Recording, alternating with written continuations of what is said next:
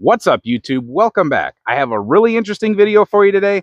Pretty surprising video for a lot of you, I'm sure. I was really surprised when I found out what I'm about to share with you. Now, I'm sure you guys were able to gather from the thumbnail and from the title what's going on here, but the Springfield Armory XDM Elite 3.8-inch 45, not the 10mm. You guys are used to seeing the 10mm on the channel. I just found out that this thing actually can take 45 Super and 450 SMC. A lot of times we worry about, can a gun take plus P ammunition? That supposedly is absolutely no problem whatsoever. This thing can totally take the 45 Super 450 SMC cartridges, which we'll explain in a second, but it can take that right out of the box from the factory. It doesn't need any alterations, according to Springfield, unless they were completely lying to me, which we're going to find out today if it's the truth or not.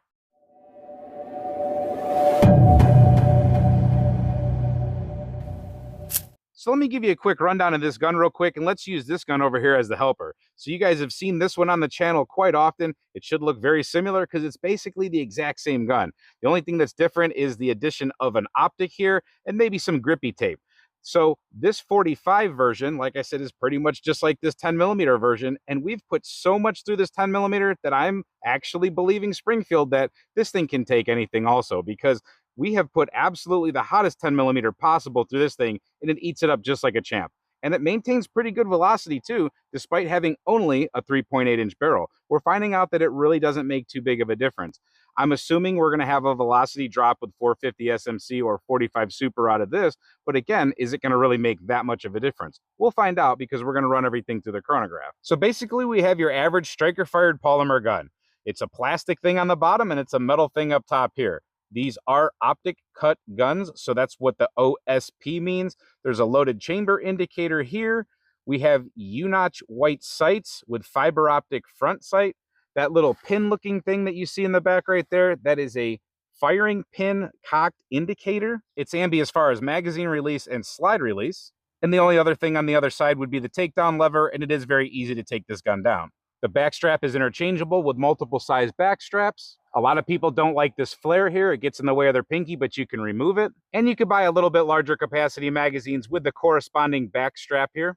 And of course, the grip tape. And there are plenty of aftermarket parts, including triggers and backstrap safeties. And now for a little bit of sad news. Despite me making this video that I'm assuming is going to show you guys some pretty cool stuff, we do have a discontinuation of the 45 and the 9mm. The 10mm is still online. Now, this is as of November of 2024. Like I said, the 10mm totally still available in two different sizes, the 4.5 and 3.8, but they, for some reason, have discontinued the 45 and the 9. The word is out there, of course, they're going to bring an improved version out there, but we haven't seen it yet, and these have been discontinued for quite a while now. And that really stinks because they never told us about this 45 Super situation. How dare you!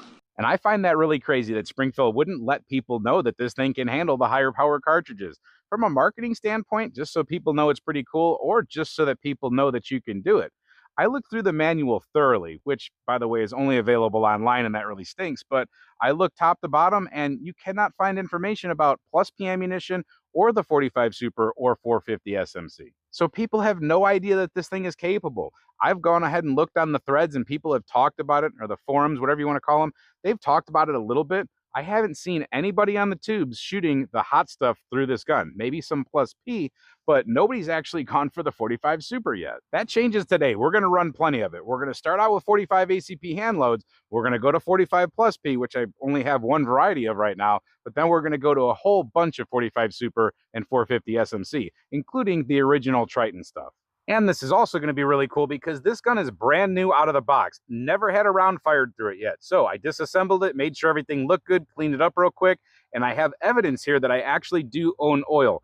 People accuse me all the time of under-lubricating firearms. Trust me, it's lubricated, it's ready to go. The first shots, as I said, will be 45 ACP reloads, but we're going to get it going really quick. We'll be able to see if there's any wear, any extra wear on this firearm, because like I said, unfired, I know what this thing looks like right now. And that's something I have to bring up, that anytime you use higher pressure, higher powered, more boomy ammunition, stuff like this, you will increase the wear on the firearm, at least theoretically, supposedly. With most firearms, you're going to have a certain life for a firearm. You don't know if that's 10,000 rounds or 1,000,000 rounds, but the hotter ammunition you run through it, it will beat the gun up. Increased wear means you might have to change out certain springs or things And in general, the gun is just going to take a little bit of abuse. When I called Springfield and asked them, I actually called them. I got customer service. They transferred me to tech support. So I talked to someone who's a little bit more than just normal customer service. I asked them specifically, is 45 ACP ammunition okay in this gun? They said, absolutely no problem, just not a super heavy diet of it unless you want to wear the gun out a little bit faster. I said, okay, 45 Super and 450 SMC. He says, yes, same thing. I said, did you understand what I said? 45 Super and 450 SMC. He goes, absolutely, same thing, just not a steady diet unless you want to wear the gun out pretty quick. I said, okay, thank you. I'll be trying this. So now fast forward a few days, here we are on the range. Let's get this testing done. Let's run through the ammunition real quick just so you guys know what's going on. We're going to start with basic range loads.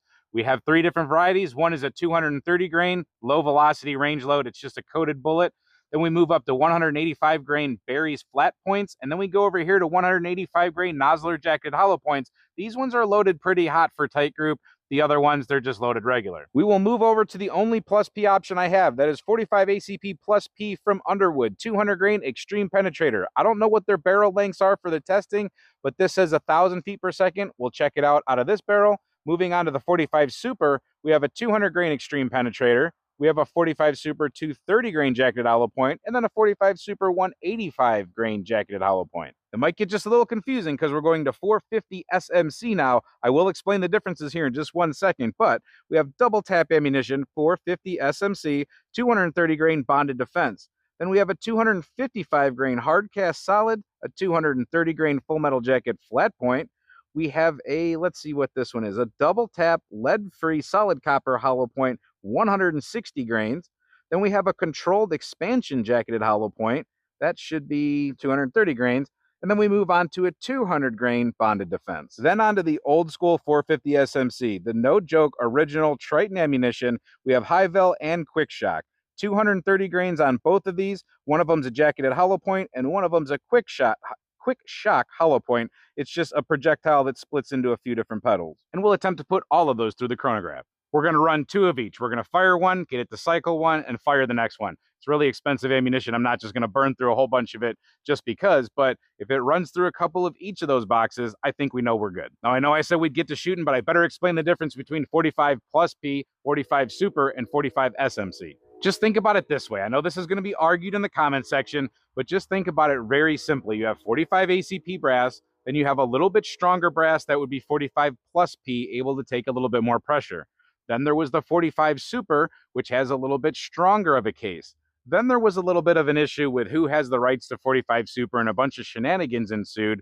And then the 450 SMC was created. It's basically the same thing. However, it takes a different primer. Now, there's an argument whether the case is actually different in dimensions anywhere else, but it just, for the most part, just think of it as the same thing as 45 Super, just with a different primer. And the proprietary thing is what makes the 45 Super such a pain in the butt. We actually have a test up here where we ran the same amounts of powder through ACP plus P and Super brass, and we had pretty interesting results. It's not the same, trust me. Now, disclaimer here, you can't run this stuff through any 45 ACP. Some 45s don't even say to run plus P. This is definitely way higher pressure, much more boomy. This thing is going to rock your gun if it's not meant for it. It's going to rock your gun anyway. But if you convert certain 1911s, some of them back in the day were actually made originally to take this, but you can convert 1911s, you can convert Glocks. Some guns do come out of the factory able to take it, most notably the HKs, some of them, a lot of them, but HKs definitely are known to be able to do this right out of the box, and now supposedly the Springfield. I'm sure there's others, and I'm sure you guys are going to tell me about them. Now, with all that out of the way, let's get to shooting. So that's a high-tech coated 230 grain DG bullet with 4.5 grains of tight group behind it. So I don't know what the velocity will be out of this gun. Hopefully we pick it up, but it should feel really nice out of this gun, I'm thinking. It does feel really nice. We have 755.9, 767.3, 773.7, 763.2. So definitely fun range rounds. 774.1. It does sting you just a hair through somewhere here in the trigger, just a little bit. It's just the type of trigger it is, but it doesn't sting you overall. 45 is not a very tough cartridge just for people that haven't shot it before. Sometimes you're scared of it because of a 45 is so big, but it's really usually pretty comfortable to shoot. We'll see how that changes as we get hotter. And I sent one high up here not paying attention, but for the most part, this thing does group pretty well. I'm not trying too hard for accuracy at the moment, but at least the 10mm is super accurate with these U-notch sights. We're not going to worry about accuracy too much. We just want numbers today, and we want to see if this thing stays in one piece. All right, next up is 185 grain Barry's flat point bullets. We're going to see if these actually feed. Sometimes flat point bullets don't like to feed in 1911s. Semi-automatic polymer wonders, they usually do pretty well. Now we also have 4.5 grains of tight group behind these, so I'm not expecting these to be screamers. They're going to go faster because they're light, but overall they're not going to deliver a whole ton of energy. They are actually more comfortable to shoot for sure. 828.3, yeah, nothing much here. And 825.9. 848.1, 829.2, and 834.9. They feel comfortable, they run, there's the velocities. Let's move on. All right, now we have 5.6 grains of tight group. We're kicking it up a little bit behind a Nosler 185 grain jacketed hollow point. Let's see how this feels.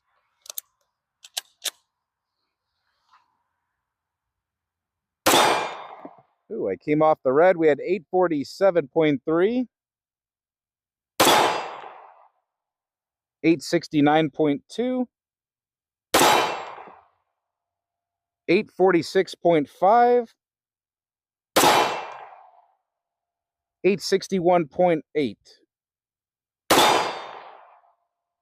849.7. So regular 45 ACP, no problem, just as expected. Now I know somebody's gonna say, but show us the trigger. Let me show you real quick. So please excuse my constantly gnarly looking fingers, but I'm a working person. Anyway, we have a blade safety in here. Once you get past that, which feels like nothing, we go here, we take up some slack, we get to a little bit of pressure here, creep through. It is kind of a mushy trigger. It's nothing super special. It's not a very crisp break. They do seem to wear in a little bit because my 10mm feels a lot better.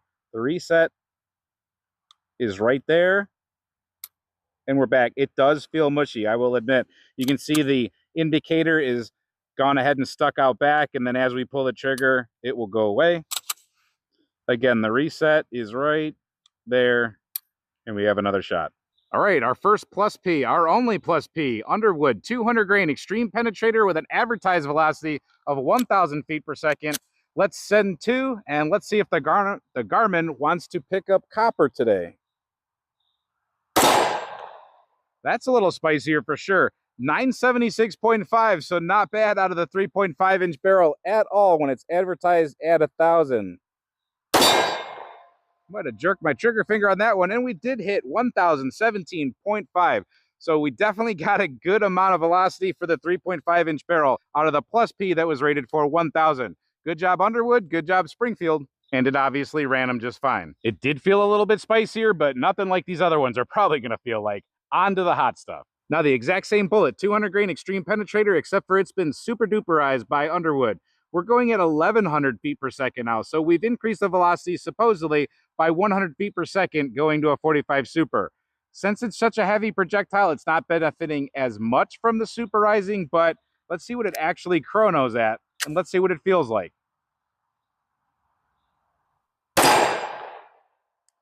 All right, you can definitely feel it. We're at 1058.8, so pretty close to 11.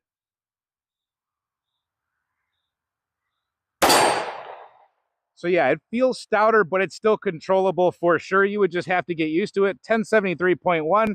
So we didn't exactly hit the 1100, but they both ran. Not that we're putting an extreme amount of strain here with like 10 rounds or anything, but just to see if it cycles. That's all we need to do. I'm sure the gun's holding up just fine. It feels pretty good, but if you want an extra 100 feet per second, go for the Super. So now we have a 230 grain jacketed hollow point going at an advertised velocity of 1,100 feet per second again. And I want to put it next to a Nosler. There's always the confusion between Nosler and XTP. All right, now if we can actually get 1,100 feet per second out of 230 grains, that will be interesting to me. Let's see what we get.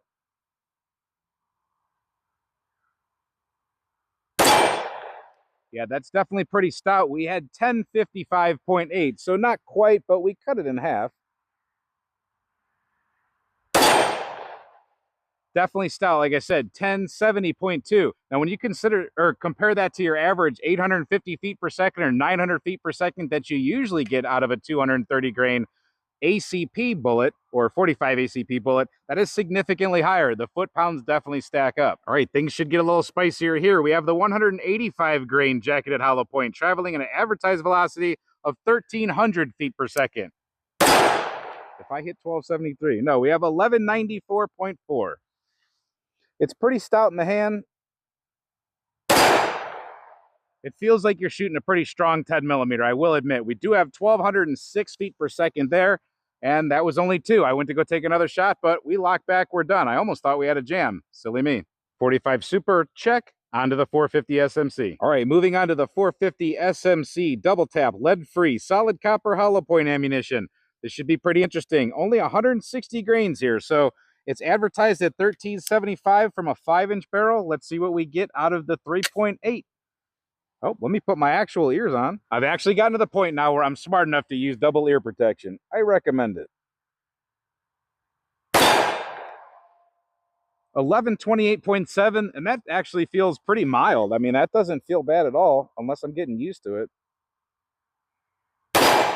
No, that doesn't feel bad at all.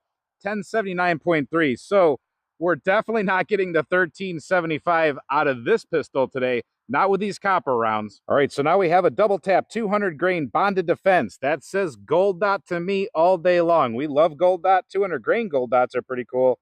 1,250 feet per second. That would be pretty sweet if we could realize that out of this 3.8-inch pistol. I don't think we're going to get there, but that is a lot stouter out of the hand. 1167.9, so not terrible, but not the 12, what is it, 1250? Not 1250, but we're not a 5-inch barrel. So depending on what powders they're using, that depends on how they react to a shorter barrel or a longer barrel. Trying not to flinch on that one for some reason. 1206.2, so that crept a lot closer. That's definitely acceptable, in the acceptable range, in my opinion. The last one we shot was a solid copper, so those sometimes can get a little funny, but at least this one did, for the most part, what it said it should do on the box. Definitely more stout in the hand, but still shootable. All right, now we're up to the full weighted rounds, 230 grains, the big 45. So, controlled expansion jacketed hollow point, pretty cool looking little hollow point right there, and actually I really like this round a lot. Performs very well in gel. I would check out our test on that. I don't think you're going to be disappointed. 230 grains going at an advertised 1130. Let's see what we get. I do not remember the previous test. And yep, that jumped out of my hand right there. That says 1059.0 out of this gun. Don't remember what we got out of the 1911, but 1130, 1059, we're a little shy, but it's still better than your average 45 ACP for sure. Better than your plus P out of this gun, I'm sure. And yeah, that one actually rocks you pretty good. 1060.5. I would say out of all the ammunitions we've tried so far, that one's probably the stingiest here in the wrist. Once you guys get to a certain amount of levering here with some of the recoil, it'll get you right here in the wrist. This is the first one I'm feeling it here. Kind of like a revolver round, a powerful revolver round. All right, 230 grain bonded defense. You know what that means again? Holy crap, look at that gold dot. That thing is just a mean thing. I'm going to have camera guy get into that thing for sure. It's like a 2-step to that hollow point. That thing just looks gnarly upon gnarly. So gold dots are awesome. 230 grain gold dots are awesome. Let's see what happens when they're traveling at a supposed 1,130 feet per second. I don't know. My guess with this one, just for cool factor, I'm going to say 1,100 on the tip right there. We're only going to lose 30 feet per second. I'm hopeful. That's also no joke. We had 1066.3, so I lost my bet with myself there. I'm going to really hold on to this gun and see what happens. I'm going to kind of death grip it. Still rocks you pretty good. Actually, gripping it harder hurts. So a lot of times you kind of want to roll with recoil. I know that's counterintuitive to letting the sight settle and everything, but sometimes when you death grip things, they hurt. 1077.7, not too bad. All right, double tap, 230 grain full metal jacket flat point bullets. Some people may say, what would you be doing with a flat point full metal jacket? Is that really defense? Well, depending on where you are, this could be considered a bare defense round. And believe me, a flat point will disrupt some things. So it's pretty much an anything round, except for you will get a little zippy with going through things, I'm sure. We have an advertised velocity of 1130 out of this one also. Let's see what we get. And when I say getting zippy to go through things, actually 9mm is very zippy, so it's not bad to get a little zippier with 45. 45 delivers power. If you can actually get some penetration too. Wow, so that brass hit me right in the forehead. Actually, a round came out of there and hit me in the forehead, so that was an odd malfunction. We had 1004.6, and I have a round right in front of me on the ground. So this ejected itself out of the magazine and hit me right in the forehead. So I'm going to actually load up another one. I'm going to see if that's a gun thing or a gun and ammo thing. I'm not sure, but it could really have something to do with this magazine letting it bounce out of there like that. All right, I have 2 loaded up again. Let's try that again. Hopefully I'm not working my way to blowing up my gun, but I want to see if that one bounces out of that magazine again. It did not. 1020.2. Let's make sure it fires.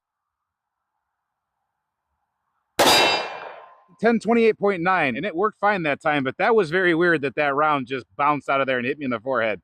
I don't know if that's gun, magazine, or ammo, but I'm definitely likely to blame magazine. All right, now we have a heavier one. This is a 255 grain hard cast solid. This is like a semi wad cutter type of a shape. This is claiming to go 1,030 feet per second.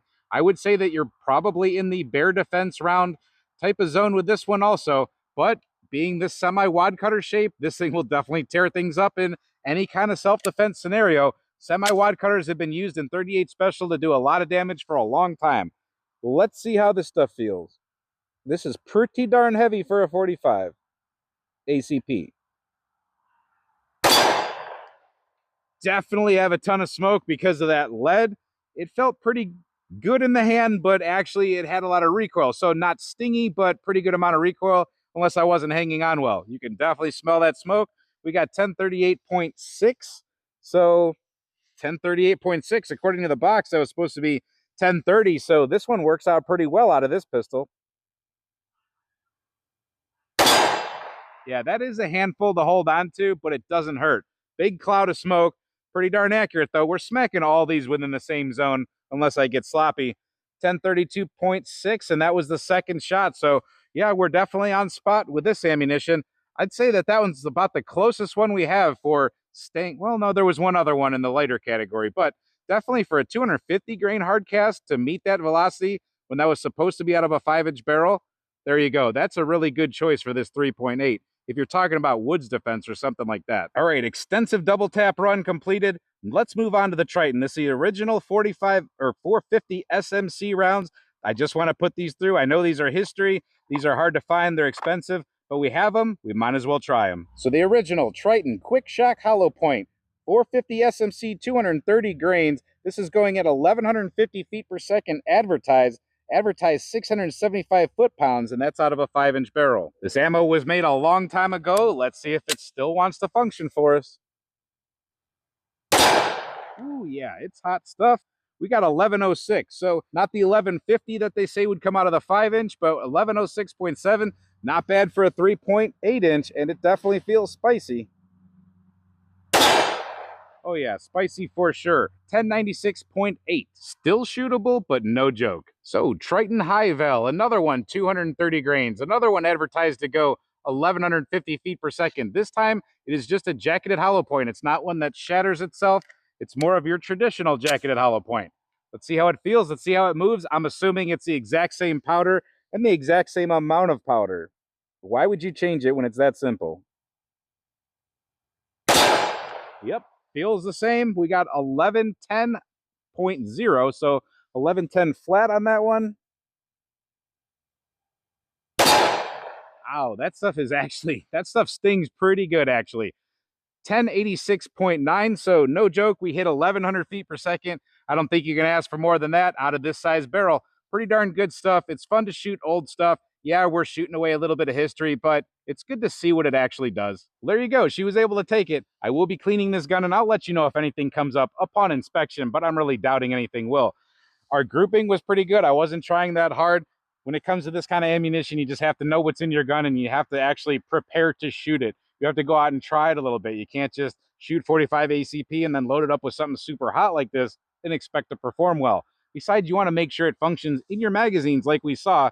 Pretty sure this magazine's the culprit. You want to make sure everything gets along together. The ammo, the magazine, the gun, and you as a shooter. I hope I don't set off some mad dash to try to superize things, but like I said, this thing's discontinued, and that makes no sense to me. Hopefully, whatever they're coming out with in the future is going to be up to snuff as far as able to handle what this thing can. In the meantime, I'm happy I found this out. I hope you guys found this helpful. Maybe you learned something today. If you liked the video, if you learned something, if you think this is cool, maybe give it a thumbs up and share it with somebody else who might like it. If you guys like hot cartridges like 10mm, 45 Super, things like that, even 40 Super, have you ever heard of that?